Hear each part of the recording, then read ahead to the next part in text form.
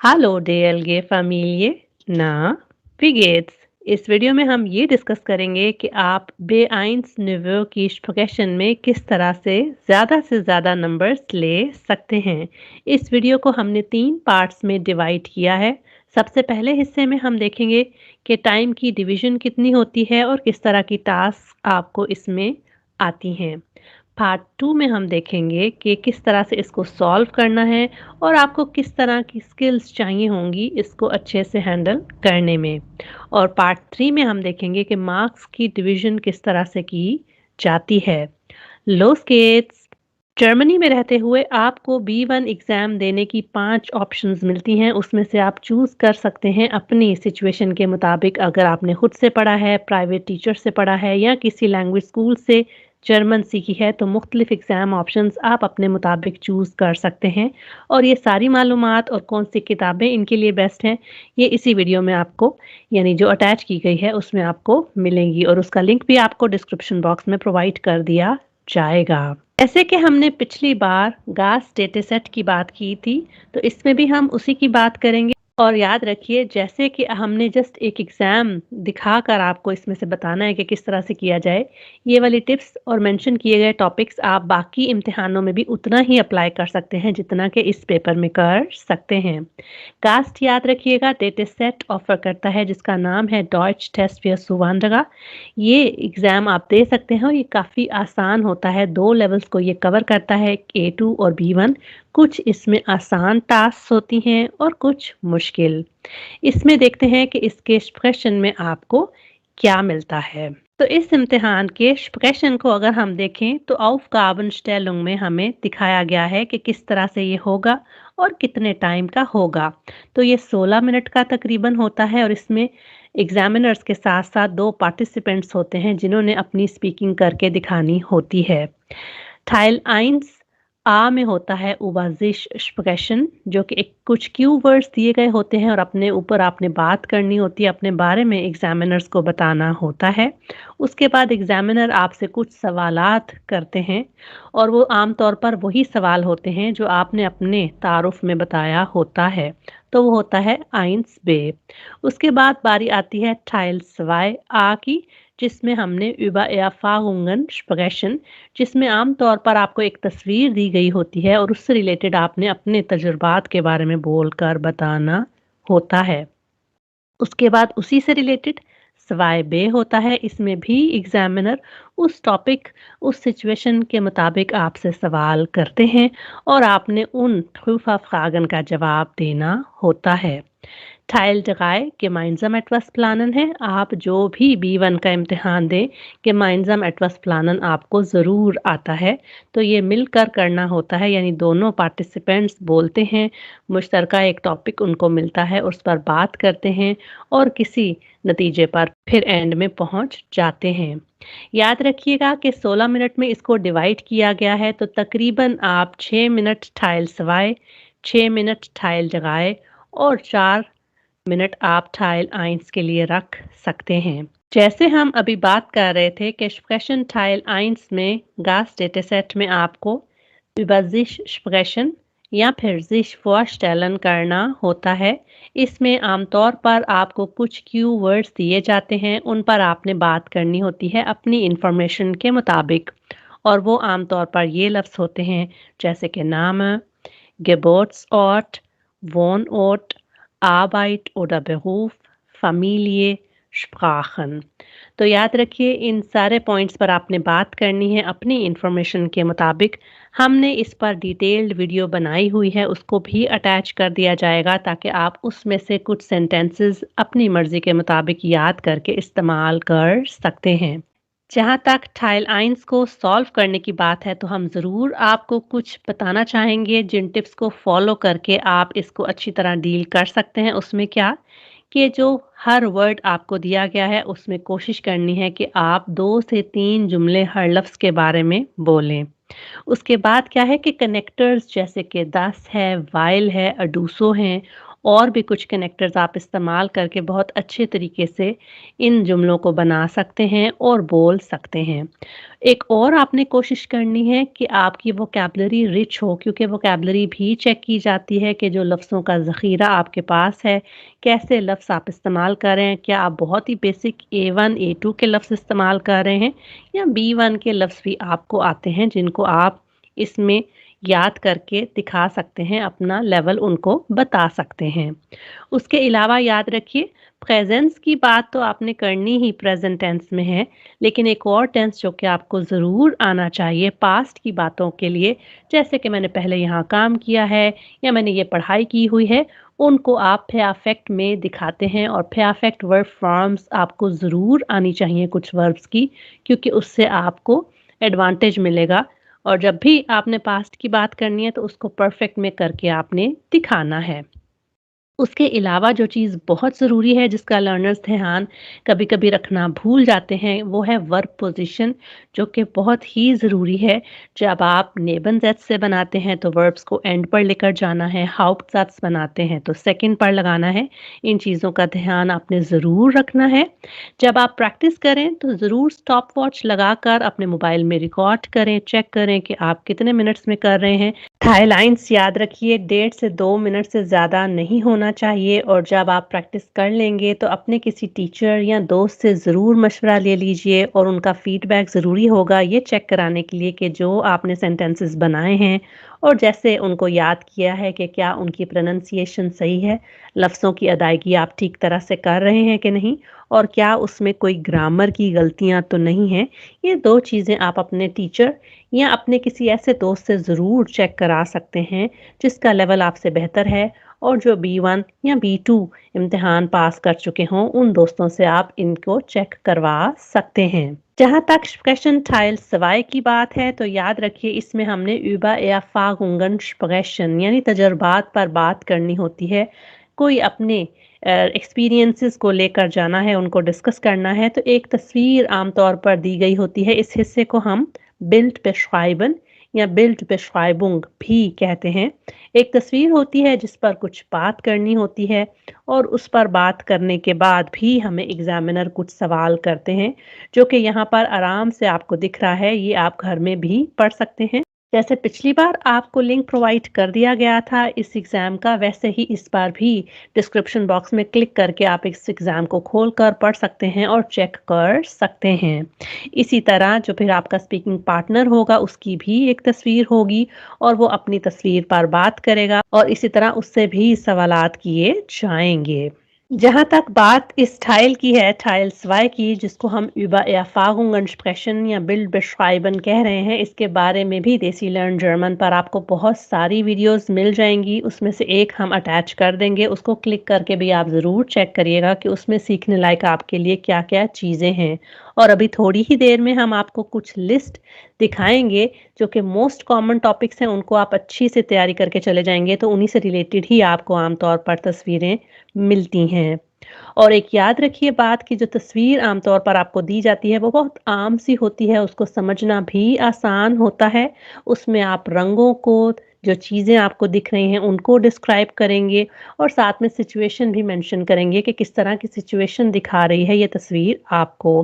कोशिश करनी है कि यहाँ पर छोटे-छोटे सही जुमले बनाएँ, ना कि लंबे जुमले बनाएँ और उसमें गलतियाँ करें। उससे बेहतर है कि आप छोटे और सही जुमले बनाकर एग्ज़ामिनर को बताएँ उसके बारे में। इसी तरह कुछ फ्रेजेज़ भी आप याद कर सकते हैं जो कि यूट्यूब पर बहुत सारी वीडियोज़ आपको मिलेंगी मुख्तलिफ यूट्यूबर्स की, जो कि आपको दिखाएँगे कि कौन से अच्छे-अच्छे फ्रेजेज़ आप लोग इस्तेमाल कर सकते हो तस्वीरों को डिस्क्राइब करने के लिए। एक और चीज़ जिसको आप ज़रूर अप्लाई करिए वो ये कि आप ब्रेक्स लीजिए, आराम से अपना टाइम लेकर करेक्ट बोलने की कोशिश करें। इसमें ये होता है कि क्योंकि आपने सिचुएशन तस्वीर को देखकर बनानी होती है, डिस्क्राइब करनी होती है, तो आप थोड़ा-सा टाइम अपने माइंड में प्रोसेसिंग का ले सकते हैं, लेकिन बहुत लॉन्गर ब्रेक्स ना हो। ये ना हो कि आप इतना सोच में चले जाएँ कि फिर एग्ज़ामिनर को दोबारा से कुछ सवाल पूछना पड़े कि आप क्या सोच रहे हैं, कि क्या कहना चाहते हैं। जो थोड़ी देर पहले मैं बात कर रही थी कि आपको ज़रूरी टॉपिक्स बताए जाएँगे टाइल 2 जो कि बिल्ड beschreiben है उसके बारे में। तो ये टॉपिक्स आप याद कर लीजिएगा। जब आप लोग अपने इम्तिहान देने जाएँगे तो हमारे साथ ज़रूर इस वीडियो में शेयर कीजिएगा कि आपको क्या टॉपिक्स मिले, ताकि बाकी वीडियो देखने वालों की भी हेल्प हो जाए और हमारे पास ज़्यादा से ज़्यादा टॉपिक्स इकट्ठे हो जाएँ। और ये भी बताइएगा कि क्या इनमें से कोई टॉपिक आया कि नहीं? अगर आया तो बाद में मुझे दुआएँ ज़रूर दीजिएगा। अच्छा, wichtige Themen क्या-क्या हो सकते हैं Teil 2 में? Nummer 1 पे मैंने रखा है einkaufen, online oder vom Supermarkt। ये वही टॉपिक है जो थोड़ी देर पहले हमने उस एग्जाम में देखा है। उसमें भी एक लड़का ऑनलाइन शर्ट्स चेक कर रहा था और एक लड़की मार्केट में जाकर देख रही थी शर्ट्स को। तो einkaufen online oder vom Supermarkt। Nummer 2 पे हमने रखा है videos anschauen oder Bücher lesen, के वीडियोस देखते रहना या फिर किताबें पढ़ना, आपको क्या बेटर लगता है। Computerspiele spielen oder draußen spielen, के कंप्यूटर गेम्स खेलना या बाहर जाकर खेलना, दोनों में से क्या पसंद है आपको, इस पर बात करने को आ सकता है। Nummer 4, gesunde Ernährung oder fertige Gerichte, healthy diet या फिर जो पकी पकाई चीज़ें आपको मिलती हैं मार्केट से जिसको बस गर्म करके आपने खाना होता है, उसमें से बेहतर ऑप्शन क्या है। Nummer 5 पे हमें मिल सकता है öffentliche Verkehrsmittel oder privates Auto benutzen, कि पब्लिक ट्रांसपोर्ट या फिर खुद की गाड़ी यूज़ करना। एक और टॉपिक जो कि अक्सर मेरे लर्नर्स को आ जाता है वो क्या, कि auf dem Land oder in der Stadt wohnen, कि गाँव में रहना या शहर में रहना। Nummer 7 पर है फिटनेस und Bewegung, कि फिटनेस और मूवमेंट, इसके बारे में भी अक्सर टॉपिक्स आते रहते हैं। 8 पर है Urlaub und Erholung, छुट्टियां और रिलैक्सेशन, इस पर भी बात करनी आपको आनी चाहिए। नंबर 9 पर है Müll trennen und entsorgen, कि कूड़े को अलग अलग कैसे करना है और उसको फेंकना कैसे है। तो ये सारे बहुत ही ज़रूरी टॉपिक्स हैं, इन सब के बारे में आपको वोकैबलरी आनी चाहिए, मुख्तलिफ सेंटेंसेस समझना, बनाना और सवालों को समझकर रिस्पॉन्ड करना, सारी चीज़ें आपको आनी चाहिए। अगर हम Sprechen Teil 3 की बात करें तो इसमें हमें gemeinsam etwas planen, मिलकर कुछ प्लानिंग करने को कहा जाता है। याद रहे कि GAS डेटासेट में Teil 1 और Teil 2 अकेले करना होता है हर पार्टिसिपेंट ने, लेकिन Teil 3 मिलकर प्लानिंग करनी है, यानी दोनों इकट्ठे मिलकर इस पर बात करेंगे। आमतौर पर एक सिचुएशन, जिसको हम जर्मन में सिचुएशन कहते हैं, दी गई होती है, उसको ध्यान से आपने पढ़कर समझना होता है और उसके बारे में कुछ पॉइंट्स दिए गए होते हैं, उन पॉइंट्स पर आपने बात करनी होती है। जब इन सारे पॉइंट्स पर आप बात कर चुकेंगे तो फिर आपका स्प्रेशन का हिस्सा कंप्लीट हो जाता है। तो Teil 3 मेरी नज़र के मुताबिक सबसे ज़्यादा आसान होता है Teil 1 और 2 के मुकाबले में, और इसके बारे में मैंने एक रेडिमेटल की वीडियो बनाई है, उसको भी लिंक कर दिया जाएगा, ज़रूर चेक कीजिएगा। उसको आप याद करके अप्लाई करेंगे तो Teil 3 आप अच्छी तरह हैंडल कर सकते हैं। इसमें भी ज़रूर कनेक्टर्स इस्तेमाल करिए, नेबन ज़ेड से इस्तेमाल करिए, दिखाने के लिए, वजूहात बताने के लिए वाइल का, देन का इस्तेमाल आप लोग कर सकते हैं। और एक और चीज़ जो आप सब लोग ज़रूर करिएगा वो ये, कि जब आप अपना schriftliche Prüfung दे देते हैं और mündliche Prüfung में थोड़ी-सी ब्रेक होती है, तो लिस्टें आमतौर पर लैंग्वेज स्कूल्स वाले लगा देते हैं और उसमें फिर आप ढूँढिए कि आपके जो साथ स्पीकिंग पार्टनर है, उसका लिस्ट में नाम कहाँ है, वो कौन है, और उसके बाद नाम पढ़कर उसको ढूँढें। और अगर वो लड़का या लड़की आपने ढूँढ लिया और वो आपको मिल गया, तो फिर आप 5-10 मिनट उससे बात कर सकते हैं, उससे थोड़ी जर्मन में बात कर सकते हैं, ताकि आप दोनों एक-दूसरे को थोड़ा-सा जान लें। तो जब एग्ज़ाम में Teil 3 आप दोनों कर रहे होंगे, तो कोशिश करनी है कि दोनों की तकरीबन इक्वल बारी आए। ये ना हो कि आप अपने पार्टनर को प्रॉपर्ली जवाब देने का मौका ही ना दें, बल्कि खुद ही ज़्यादा बातें या खुद ही उसको रोकते और टोकते रहें, तो ये अच्छा इंप्रेशन नहीं देता। आपने कोशिश करनी है कि जब तक वो बोल ले, उसके बाद ही आप बोलें। पहले ध्यान से उसकी बात सुनिए, उसके मुताबिक उसको रिस्पॉन्ड करिए, जैसे कि Das ist ein guter Vorschlag, das ist keine gute Idee, ich stimme dir zu oder ich stimme dir nicht zu। ये जो रेडिमेटल वाली वीडियो बात कर रही थी ना, उसी में ये सारी चीज़ें दी गई हैं, वो आप देख सकते हैं, ज़रूर याद करिएगा। उसके बाद रिस्पॉन्ड करने के बाद आपने 2 से 3 जुमले उसके बारे में बात करनी है और उसके बाद फिर एंड में अपना सवाल उनसे ज़रूर पूछना है उसी बारे में, जो कि अगला पॉइंट होगा उसके बारे में। ये ना हो कि इंटरव्यू हो। जैसे कि मैंने आपको पिछली बार बताया था कि देसी लर्न जर्मन अब तक 11 B1 के रेगुलर बैचेस को पढ़ा चुका है, तो अक्सर लर्नर्स क्या करते हैं, जब उनको gemeinsam etwas planen दिया जाता है तो इंटरव्यू मोड में चले जाते हैं। यानी क्या मतलब, एक बंदा सवाल किए जा रहा है और एक जवाब दिए जा रहा है। इस तरह आप लोगों ने नहीं करना, ये एक डायलॉग होता है। एक बंदा सवाल करे, अगला जवाब दे, अगला बंदा फिर सवाल करे, फिर दूसरा बंदा जवाब दे।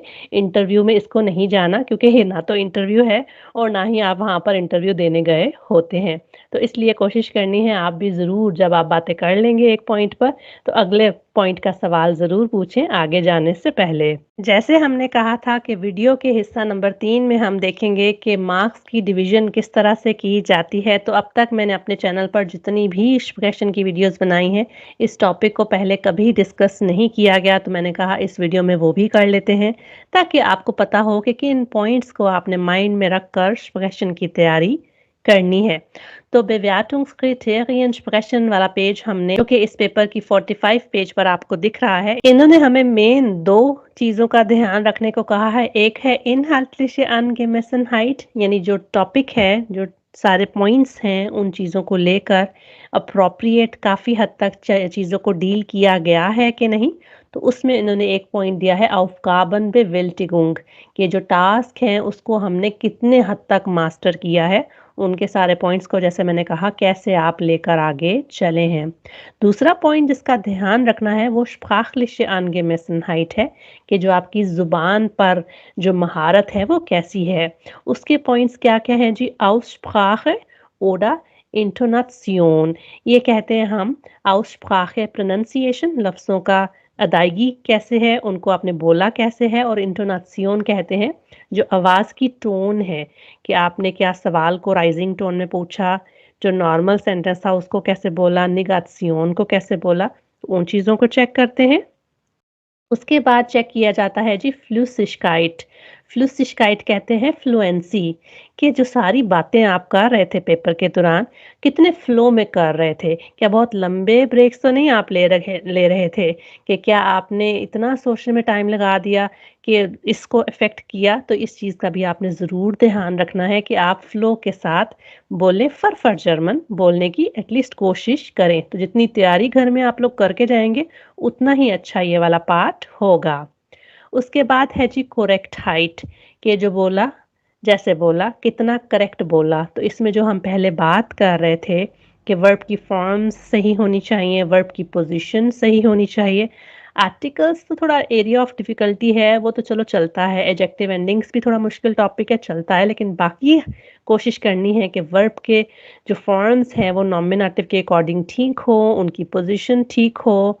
बाकी जैसे नेगेटिव करना है, पॉजिटिव करना है, अगर किसी को रिक्वेस्ट करनी है, कमांड करनी है, ये सारी तरह के जुमले आपको करेक्टली बनाने आने चाहिए। और इसमें अगेन नेबन ज़ेड का भी चेक किया जाता है कि वर्ब्स एंड पर गए हैं कि नहीं गए। वो काफ़ी चीज़ों को चेक करते हैं वो करेक्ट हाइट में। और आखिरी पॉइंट जो है वो है वर्ड चार्ट्स। ये जैसे मैं पहले बात कर रही थी कि बिल्कुल बेसिक बेसिक वर्ड्स नहीं, थोड़े अच्छे अच्छे प्यारे प्यारे वर्ड्स, जिनको मैं अपने लर्नर्स को हमेशा कहती हूँ, कुछ फ्लावरी वर्ड्स, कुछ फूलों वाले, यानी बड़े प्यारे प्यारे लफ्ज़ होने चाहिए जो कि दिखाए कि आपका लेवल B1 है। तो वो वर्ड्स भी आपको इस्तेमाल करने आने चाहिए। वो ज़रूर अच्छे अच्छे कोई किताबी लफ्ज़ याद करके जाइए, जिसको आप बोलें तो एग्जामिनर कहे कि हाँ, इसने अच्छी खासी तैयारी करके पेपर दिया है। तो अगर हम बात करें कि कैसे इम्तिहान के जो क्वेश्चन का हिस्सा है, किस तरह से उसके नंबर्स को दिया गया है, तो आप लोग देख सकते हैं कि जो Teil 1a है, Teil 1b और 2a, 2b, Teil 3 जो पहला पार्ट था हमारा, इतने इतने उनको नंबर दिए गए हैं। अगर आपने बहुत ही अच्छी तरह टास्क को हैंडल किया तो आपको इतने मिलेंगे। काफ़ी हद तक चीज़ें की तो फिर इतने, और जैसे-जैसे आप कम-कम करते जाएँगे तो नंबर भी फिर उस लिहाज से आपके कम होते चले जाएँगे। इसी तरह जो आगे पॉइंट्स थे उनको भी इन्होंने मुख्तलिफ नंबर्स दिए हैं। Aussprache के इन्होंने नंबर 10 रखे हैं, Flüssigkeit के 10, Korrektheit के 15 और वर्डशॉट्स के 15, तो मिलाकर इनके भी 50 नंबर दिए हैं। याद रखिए, अगर आप चाहते हैं कि आपका B1 आए तो क्वेश्चन में हर हाल में इस इम्तिहान में आपको 75 से ऊपर नंबर लेने पड़ेंगे, 75 या उससे ज़्यादा, तो ही आपका B1 आएगा। और बाकी दोनों मॉड्यूल्स दोनों में से किसी एक में B1 हो तो ओवरऑल B1 आता है। अगर आपके 35 से 74.5 नंबर होंगे तो आपको वो लोग A2 पर रखेंगे और अगर कम होंगे तो फिर वो आपको A2 से भी नीचे रखेंगे। तो इन चीज़ों का ध्यान रखते हुए आप पेपर देने जाएँगे तो ज़रूर आप बहुत ही अच्छे नंबरों से पास उम्मीद है हो जाएँगे। और अगर देसी लर्न जर्मन आपकी किसी न किसी तरीके से इम्तिहान की तैयारी में मदद कर रहा है, तो इसको अपने दोस्तों को ज़रूर बताइए। इस चैनल के बारे में, हमारी क्लासेस के बारे में जो कि हम पेड भी ऑफ़र करते हैं। अगर इस वीडियो ने आपकी मदद की है तो अपने जर्मन सीखने वाले दोस्तों के साथ इसको ज़रूर शेयर करिए। दोनों चैनल्स के लिंक्स दिए गए हैं, इनको सब्सक्राइब कर लें। किन टॉपिक्स पर आप वीडियोज़ देखना चाहते हैं, ये भी हमें कमेंट्स में ज़रूर बता सकते हैं। हम मिलते हैं आपको नेक्स्ट वीडियो में। थ्यूस।